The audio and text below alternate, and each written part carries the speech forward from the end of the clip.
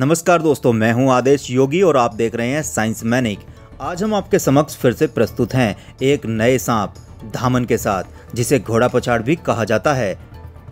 सूचना मिली है कि यहाँ पर किसानों को एक सांप कई दिन से परेशान कर रहा था, तो चलो दोस्तों अब हम इसे पकड़ते हैं। जैसा कि आप देख रहे हैं, इसकी पूंछ मेरे हाथ में है और ये काफ़ी जोर लगा रहा है ताकि मुझसे अपने आप को छुटा पाए और यहाँ से भाग सके।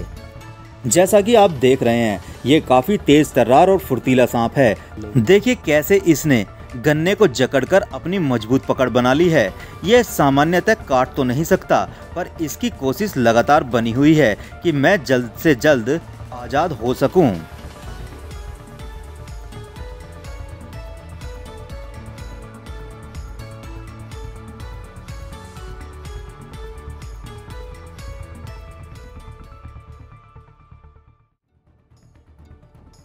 जैसा कि आप देख रहे हैं, मैंने इसको ऊपर उठाकर पकड़ा हुआ है। आपको बता दूं, इसकी मांसपेशियां काफ़ी मजबूत होती हैं।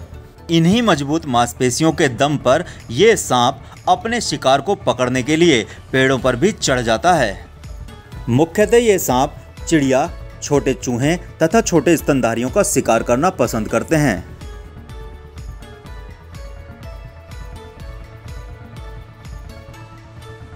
धामन, जिसे आमतौर पर घोड़ा पछाड़ कहा जाता है, क्योंकि इसके चलने की गति काफ़ी तेज होती है।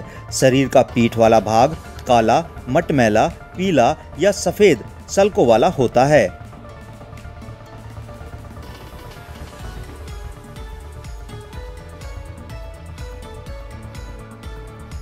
शरीर की अपेक्षा सिर थोड़ा छोटा होता है और आंखें बड़ी होती हैं।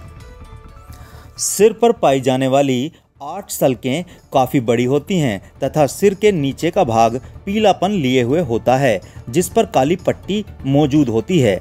शरीर के नीचे का भाग सफ़ेद और हल्का पीला होता है। अगर इन्हें हाथों में पकड़ा जाता है तो ये काफ़ी बल लगाकर छूटने का प्रयास करते हैं। जब इनकी पूंछ पकड़कर इनको उल्टा लटकाया जाता है तो ये अपने शरीर को गोल गोल घुमाकर हाथ से छूटने का भरसक प्रयास करते हैं। अगर इन्हें छेड़ा जाता है या इन्हें घेरा जाता है तो ये क्रोध में आ जाते हैं और अपने गले के नीचे का भाग फुलाकर डराने की कोशिश करते हैं। आमतौर पर काटने से बचते हैं। ये काफ़ी तेज तर्रार और फुर्तीले सांप होते हैं। पिथस म्यूकोसा, जिसे आमतौर पर धामन या घोड़ा पछाड़ के रूप में जाना जाता है। धामन दक्षिण और दक्षिण पूर्व एशिया के कुछ हिस्सों में पाए जाने वाले कोलब्रिड सांप की एक सामान्य प्रजाति है। धामन बड़े सांप होते हैं। विशिष्ट परिपक्व सांपों की कुल लंबाई 1.5 से 2 मीटर यानी 4 फीट तक आंकी गई है। हालांकि कुछ सांप 2 मीटर से भी अधिक लंबे हो जाते हैं।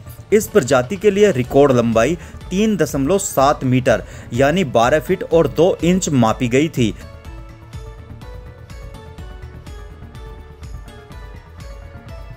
उनके बड़े आकार के बावजूद धामन आमतौर पर 2 मीटर के नमूने के साथ काफ़ी पतले होते हैं। आमतौर पर 4 से 6 सेंटीमीटर केवल व्यास में। धामन को अंग्रेजी में रैट स्नेक भी कहा जाता है। जावा में पकड़े गए रैट स्नेक का औसत वजन लगभग 877 से 940 ग्राम था। हालांकि मेल सर्पों की लंबाई फीमेल की तुलना में ज़्यादा होती है।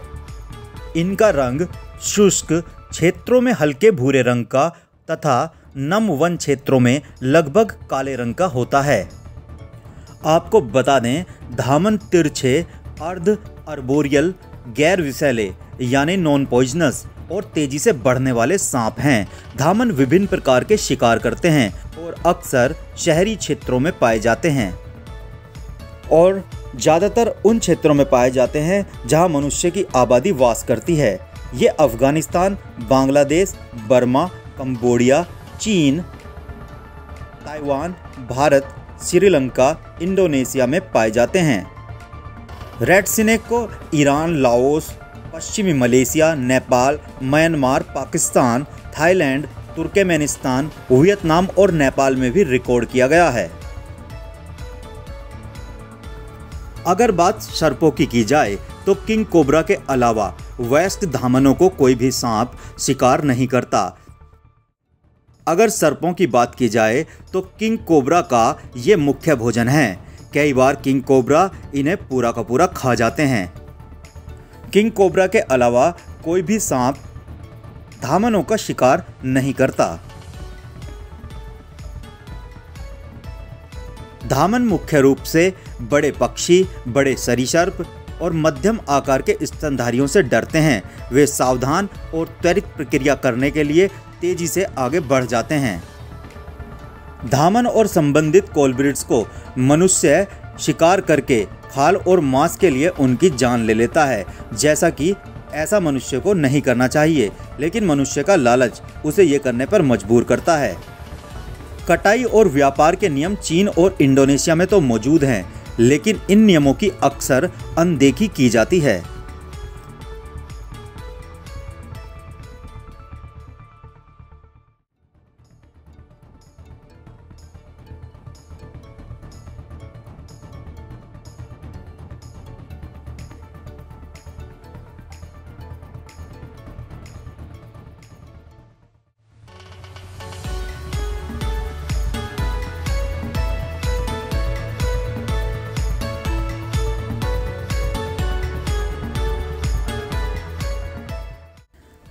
रेड स्नेक का थूथन ऑब्स्ट्यूज यानी थोड़ा बाहर निकला हुआ होता है। आंखें बड़ी बड़ी होती हैं। रोस्ट्रल गहरे से थोड़ा चौड़ा और ऊपर से साफ दिखाई देता है। रेड स्नेक भारतीय रॉक पाइथन के बाद श्रीलंका में दूसरा सबसे बड़ा सांप है। रेड स्नेक हालांकि मनुष्यों के लिए हानि रहित है और तेज तर्रार और काफी उत्तेजक सांप है। रेड स्नेक अपने हैबिटेट को छोड़ना कम ही पसंद करते हैं। गुजरने वाली वस्तुओं, छोटे जीवों, जानवरों पर चौंका देने वाला प्रहार करने का प्रयास करते हैं और अपने टर्फ का आक्रामक तरीके से इस्तेमाल करते हैं ताकि अपनी सुरक्षा की जा सके। आमतौर पर ये सांप जंगल के मैदान, आर्द्र भूमि, चावलों के खेत तथा उपनगरीय क्षेत्रों में निवास करते हैं, जहां वे छोटे सरीसृप, उभयचर, छोटे पक्षी, छोटे स्तनधारियों का शिकार कर लेते हैं।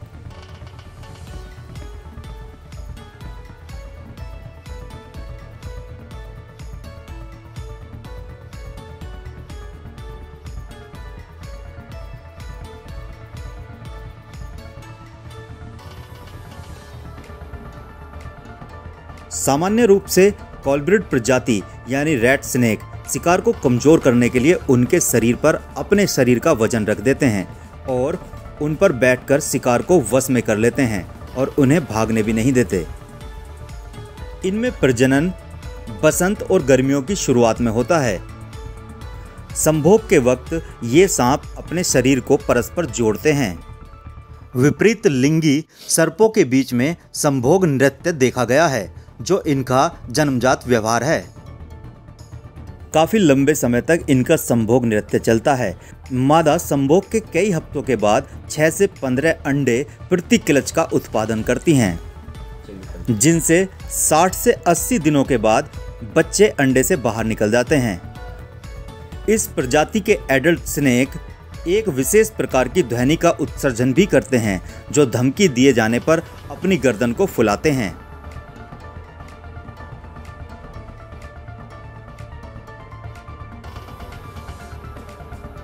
सामान्य रूप से ये सांप किंग कोबरा या भारतीय कोबरा की नकल करते पाए गए हैं। जहां एक तरफ यह मिमिक्री इनके लिए सुरक्षात्मक माहौल बनाती है, वहीं दूसरी तरफ जब ये इंसानी बस्ती में आ जाते हैं तो मिमिक्री के कारण इन्हें कोबरा समझकर मार दिया जाता है। आपको बता दें, सामान्यतः रेड स्नेक अपने शिकार को चबाते नहीं हैं। वे शिकार को समूचा ही निगल जाते हैं और बाद में आराम से पचाते हैं। इनमें सुई जैसे तथा पीछे की ओर मुड़े हुए दांत तो होते हैं, लेकिन ये दांत चबाने के लिए नहीं होते, बल्कि ये शिकार को बचकर भागने से रोकते हैं। पीछे की ओर मुड़े होने के कारण ये शिकार को केवल एक दिशा में सरकने देते हैं। सांप के दांत टूटने पर दोबारा उगाते हैं। सांप के दांत जीवन काल में कई बार उग सकते हैं। ऐसा इसलिए भी आवश्यक है क्योंकि कई बार खाते समय दांत टूट जाते हैं।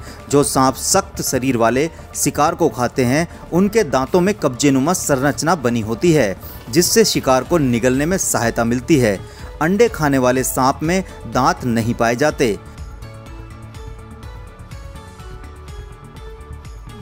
सांप के शिकार को पकड़ने तथा मारने के तरीकों के अनुसार उनमें दांतों के प्रकार अलग अलग हो सकते हैं।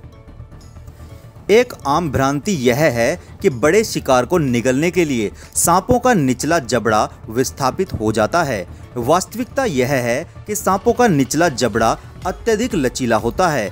निचले जबड़े के दोनों अर्धभाग आपस में बहुत मजबूती से नहीं जुड़े होते, बल्कि निचले जबड़े की हड्डियां मांसपेशियों तथा स्नायुओं द्वारा जुड़ी हुई होती हैं। इसी कारण ये सांप का जबड़ा अत्यधिक लचीला होता है और अपने शिकार को समूचा निगलने के लिए वह अपने मुंह को अधिक चौड़ाई तक खोल पाते हैं। सांप सामान्यतः अपने शिकार को सिर की ओर से निगलना आरंभ करते हैं। इससे यह सुनिश्चित होता है कि शिकार के हाथ पैर आसानी से मुड़ जाते हैं और गले को नुकसान नहीं पहुंचाते हैं। जैसे ही सांप की सुविधा के अनुसार विष का प्रभाव शिकार पर हो जाता है, वह उसे निगलना आरंभ कर देता है।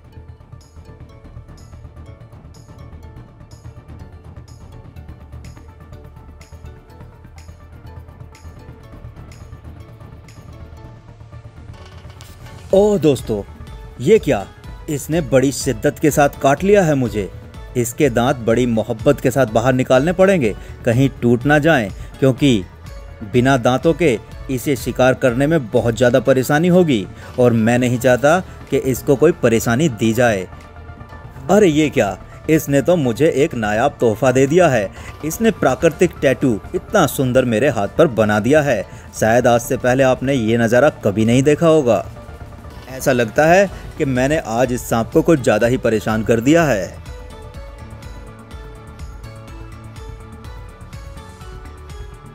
आइए अब इस प्रकृति के नायाब जीव को वापस से इसके नेचुरल हैबिटेट यानी प्रकृति में छोड़ देते हैं। तो चलिए दोस्तों, मैं उम्मीद करता हूँ वीडियो में दी गई इन्फॉर्मेशन आपको काफ़ी पसंद आई होगी।